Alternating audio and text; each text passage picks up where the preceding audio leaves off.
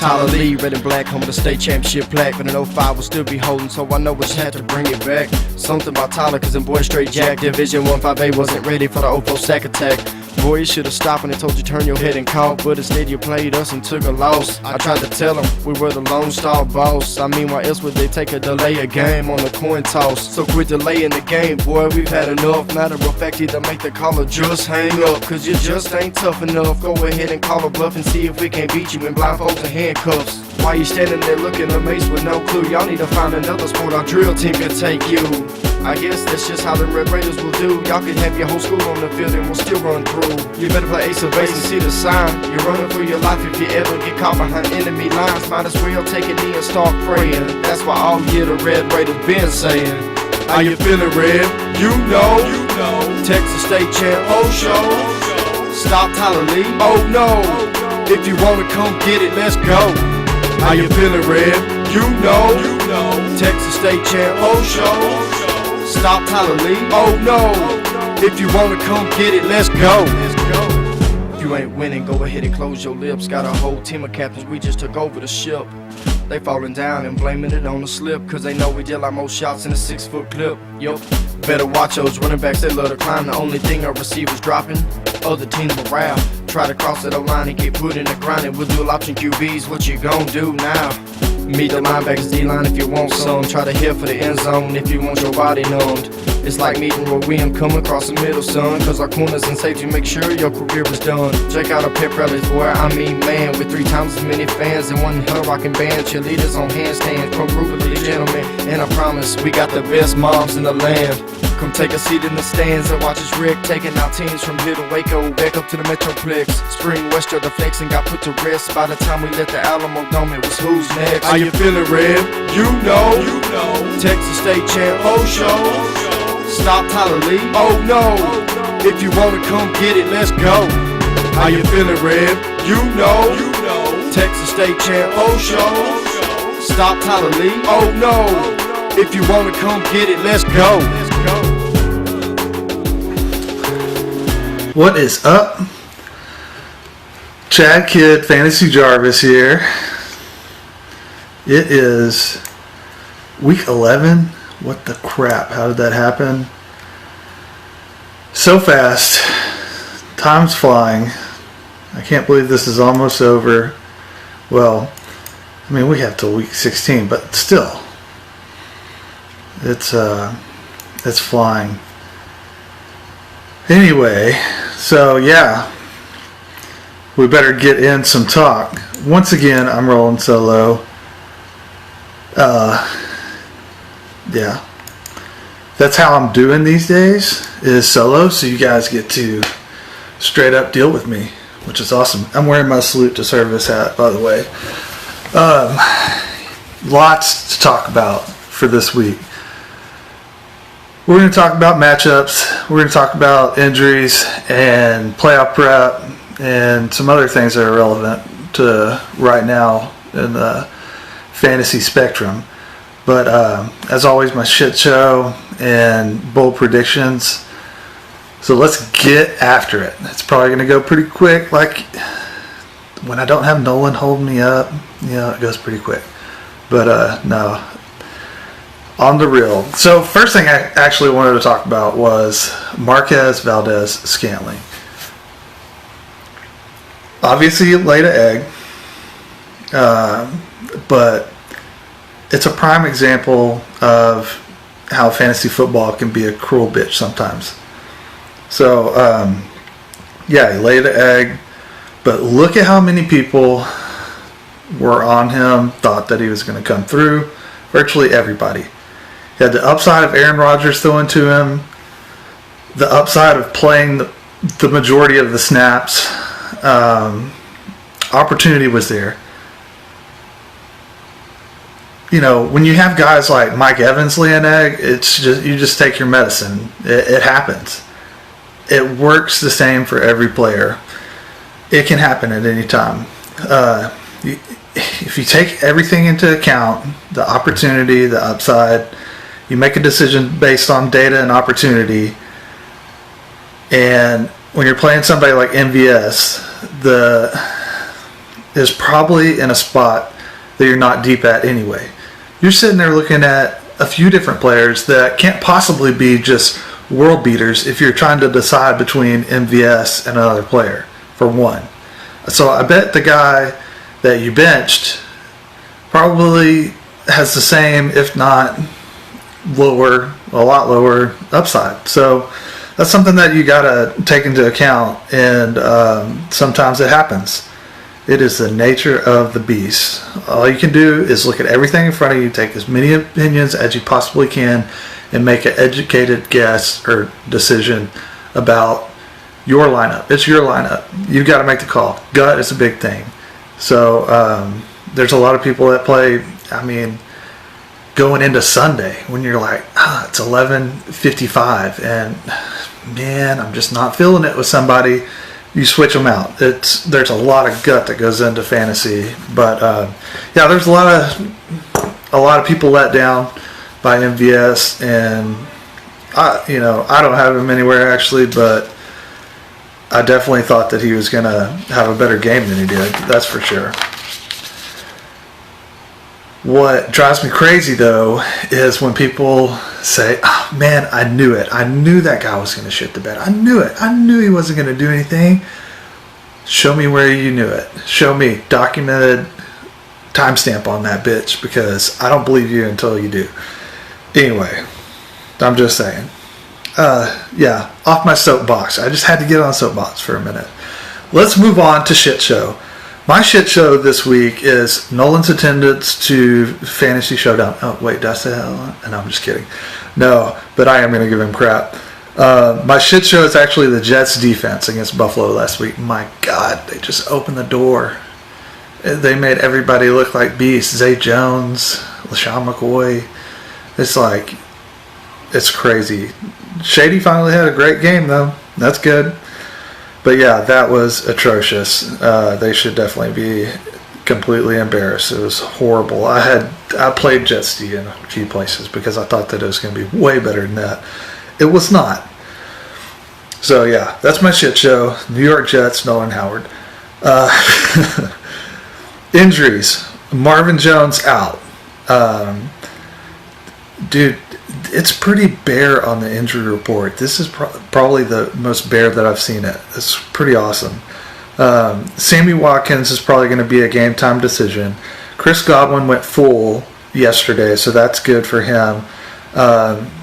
In the running back spectrum, there is not hardly anything. Royce Freeman returns. That's a little bit of news. I don't think that you're starting him anywhere, but it could have a little bit of an impact on Philip Lindsay, so it's something worth noting. It's probably the most clear running back injury report that I've seen all year, which is great. Also, Michael Roberts for Detroit, the tight end over there that nobody really knows about. But he's also out. So I say that just to say that there's nobody but Kenny Golladay and the running backs to catch the balls. So something to definitely note there. On the quarterback front, Joe Flacco is doubtful. He's probably not going to go. What they're saying is that it could be a combination, some kind of combo of Lamar Jackson and RG3. It should be interesting. I don't know if I trust either one of them. So that should be interesting. If you've got John Brown or Michael Crabtree, you want to cross your fingers and hope on that deal. So, let's talk a little bit about playoff preps. They're around the corner. So obviously, first you have to make the playoffs. If you're needing a few wins to get in, lock them down, get it done. Good luck. And now is the time that you make sure that you have your handcuffs. Maybe you weren't big on drafting handcuffs, but you need to make sure that you've got them now. The most important, I think, are the Todd Gurley owners get Malcolm Brown, and the Kareem Hunt owners go ahead and get Spencer Ware. So those are the two biggies, I think. For those of you that have team defenses, make sure that you look ahead at matchups, because I mean, you could have a really solid defense that's got some big offenses they're facing in the playoffs, and there could be better options out there. I would rarely recommend having two defenses, if ever. But in some cases, preparing may take carrying into the playoffs, and only if you've got that space, though, because waiver wires are probably bare to non-existent right now. So if you have somebody that you're not going to play, you could pick up an extra defense and play matchups and streaming.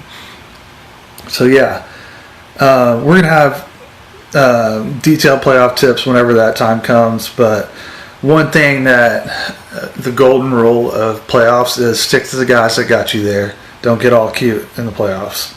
Of course, there's going to be lineup decisions, but you don't want to put in a hot 1 week wonder for Stephon Diggs or something like that, something crazy.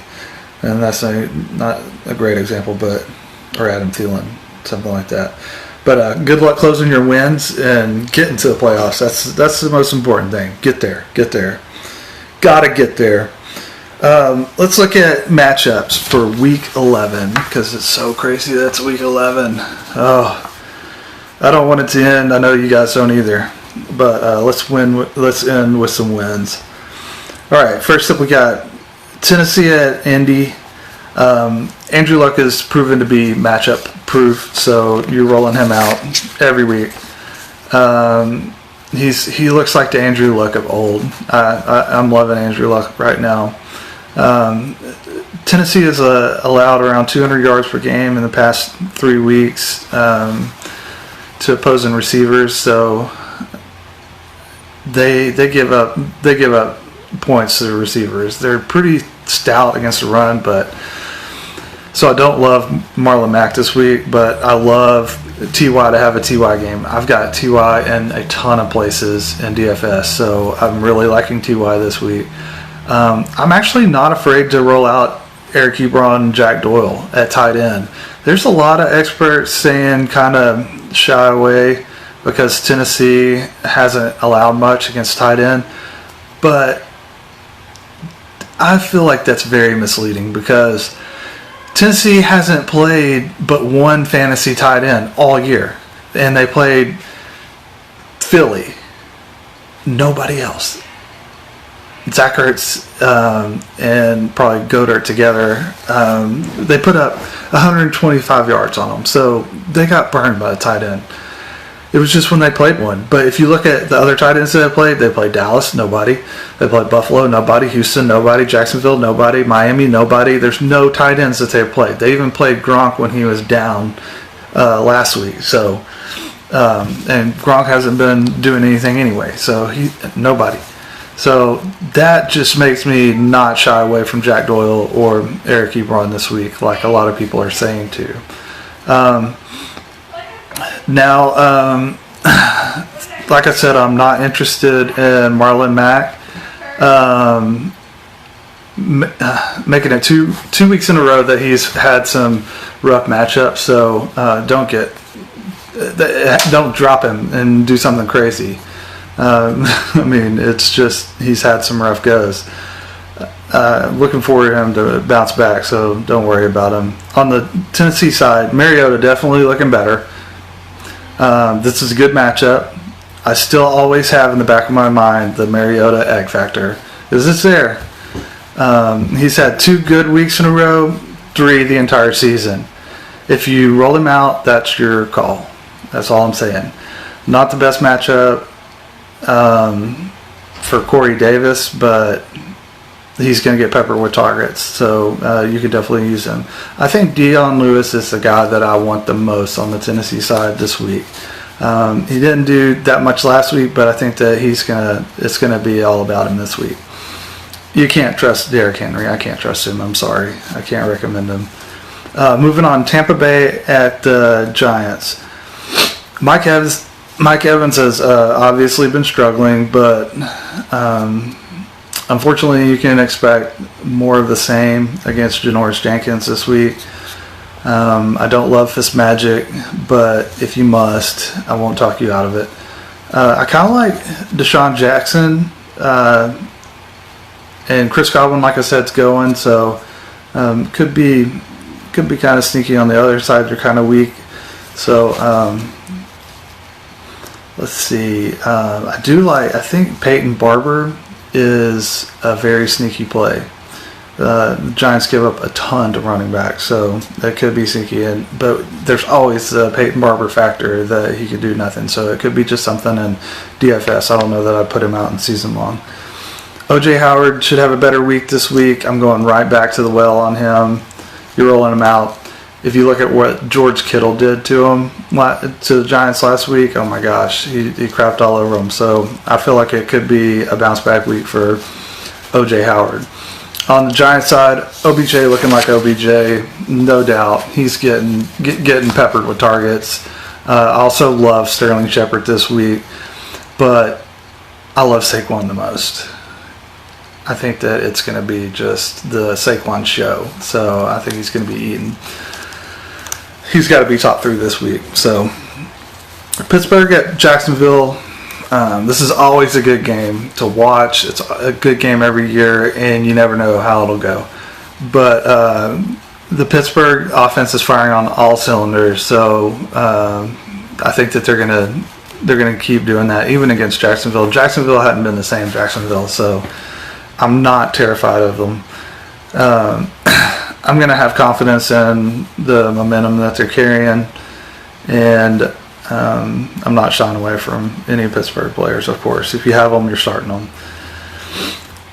You can beat Jacksonville with a tight end, so I think Vance McDonald is also a solid option in DFS, and maybe in season long, because there's nobody at tight end out there. On the Jacksonville side, Fournette is back to getting a ton of carries. It's not a great matchup, but he's going to get volume, and that's it. That's the only person that I'm using for Jacksonville. I'm not using anybody else. Carolina at Detroit. This is a bounce back week for Cam.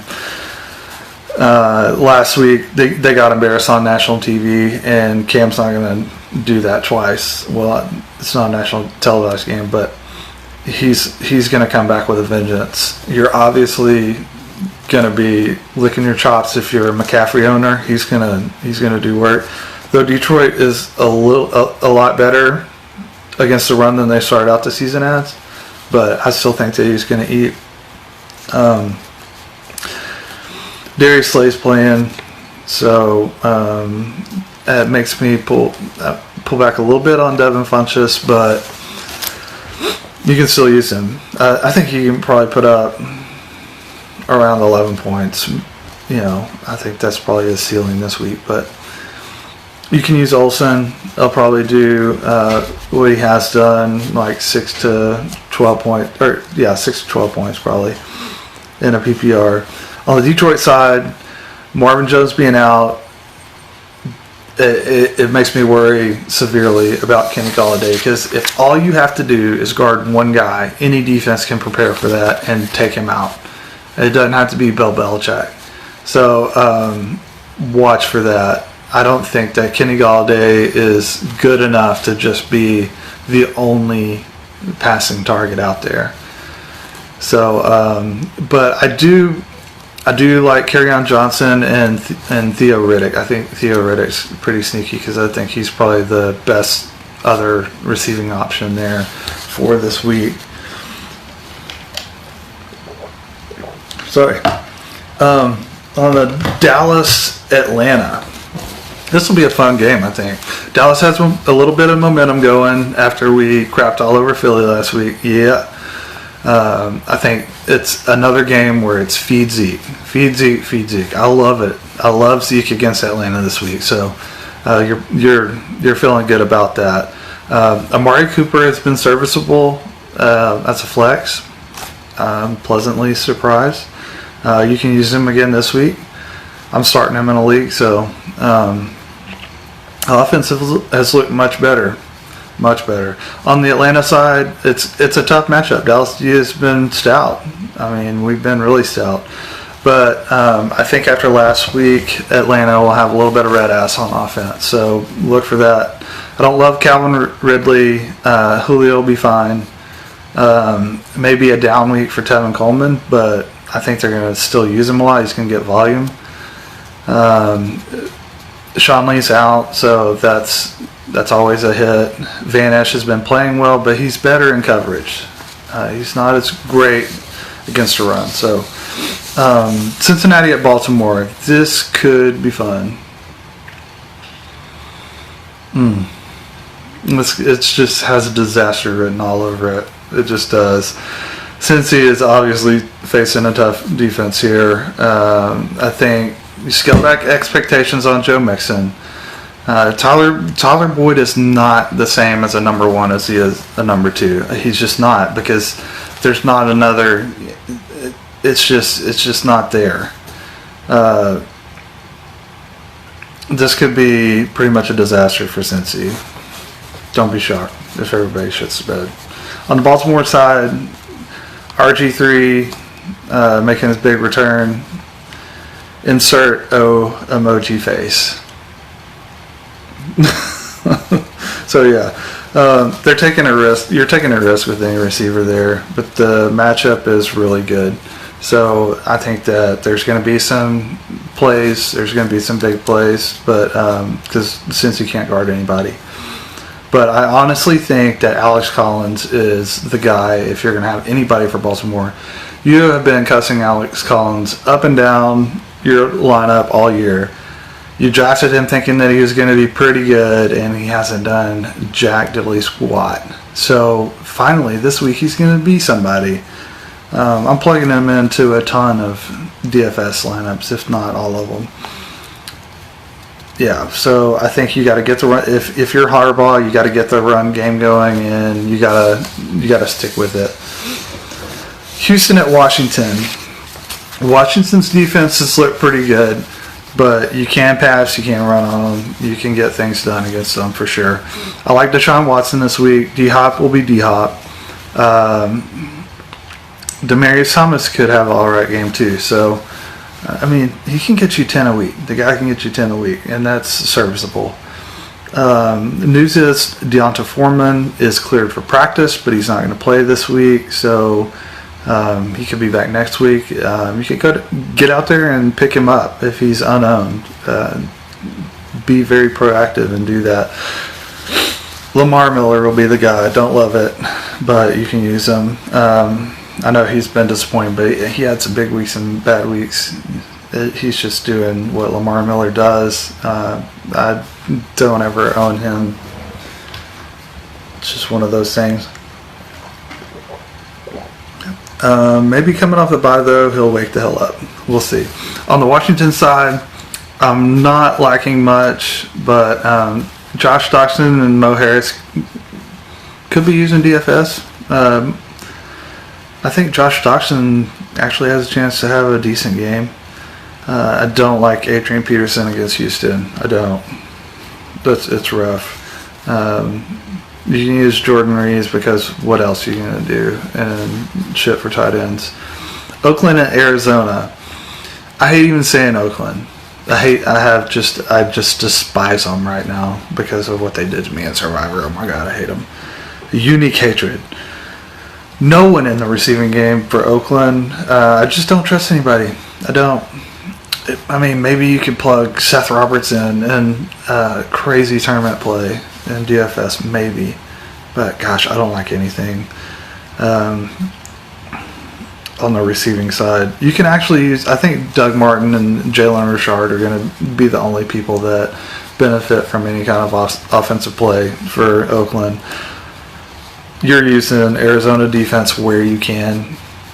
I think that we've all seen that Oakland has just given up altogether. So on the Arizona side, David Johnson is being the David Johnson that we had ranked in the top 3 right now. They're finally, it's just amazing what happens when you get new play calling and the correct play calling. Get it to your best players. Oh my God. Insane sometimes. Insane. I think that speaking of your best players, Larry Fitz is going to have himself a game. I really do. Write it down. It's happening. I also like Christian Kirk. So I like all the Arizona people against the worst, horrible defense in Oakland. Denver at Chargers.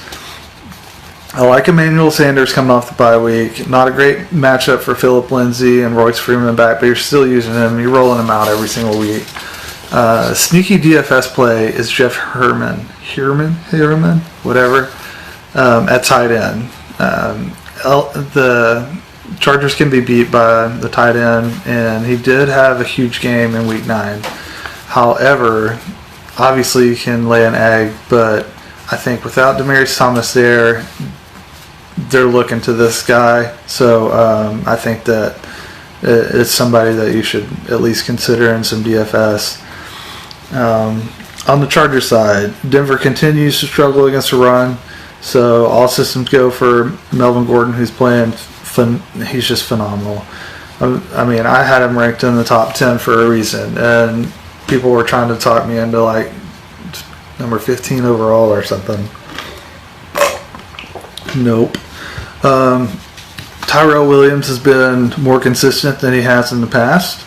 If you need 10 points, you can probably get it. And Keenan Allen, it's a little bit tougher of a matchup for him, but definitely somebody that there's going to be a lot of people eyeballing on DFS, because on DraftKings he's just like severely underpriced. I think a lot of people are going to be on that. Philadelphia at New Orleans, this will be a good game. Carson Wentz has been really solid. I like him to continue to do that this week. I love Alshon Jeffrey this week. I think that he's put up some duds, and it's time for him to have a big game. So I think that's going to happen this week. Zach Ertz is facing kind of a tougher matchup, but you're always using him, of course. I don't like anyone running for Philly at this point, obviously. On the New Orleans side, Philly has had some injuries in secondary and underperforming besides that. So looking for another big time week for Michael Thomas. Even Traquan Smith, I like. I know that he did absolutely nothing last week, but it could be people have a bad taste in their mouth on that. So I think he could bounce back this week.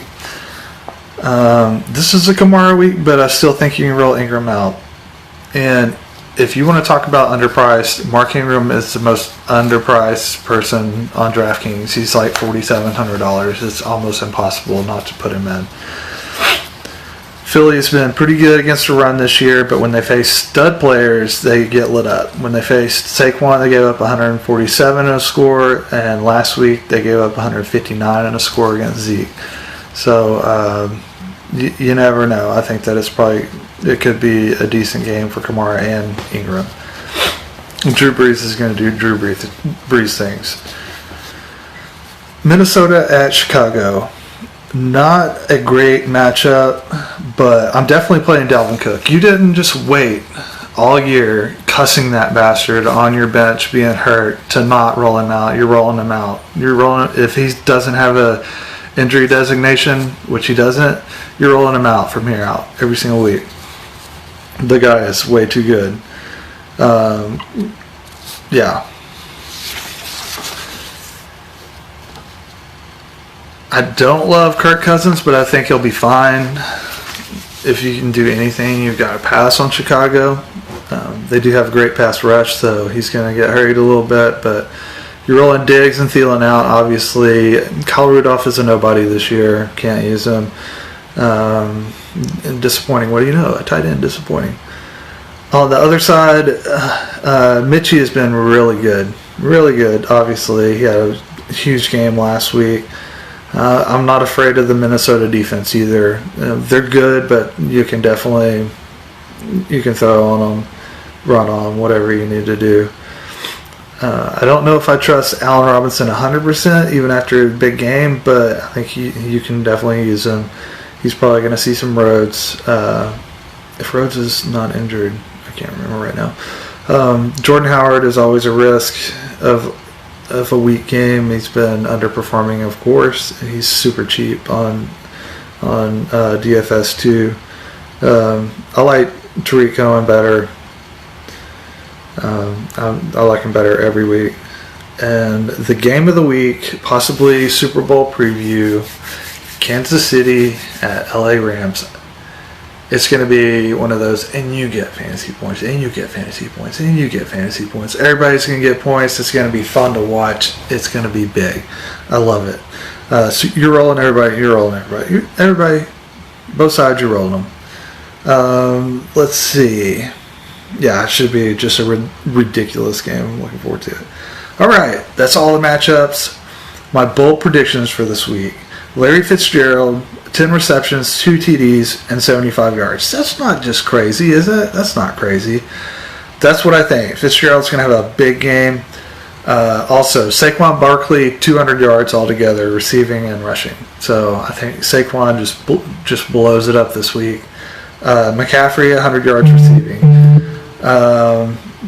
Let's see. And then I'm going to give Zeke 150 yards. So, yeah. Those are my bold predictions.